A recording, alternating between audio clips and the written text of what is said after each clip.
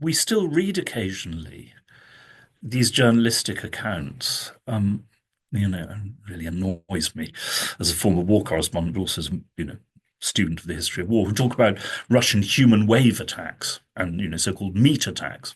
Well, I asked the Ukrainian soldiers I met about this, and they said, no, you you can't do that on the battlefield today. You'll be wiped out, in minutes because of the mines and the drones.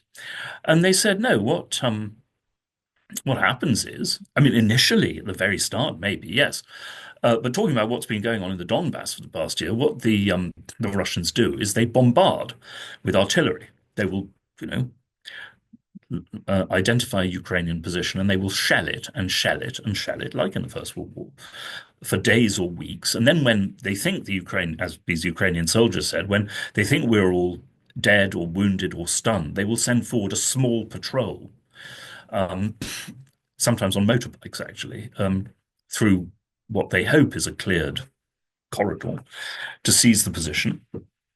And if we are all dead or stunned, wounded, uh, the Russians will take it and then they'll quickly bring up reinforcements.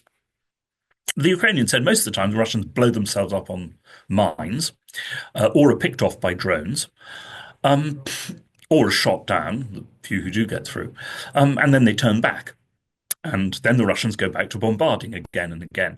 And I mean, the point is the Russians will take the position eventually, given their artillery superiority.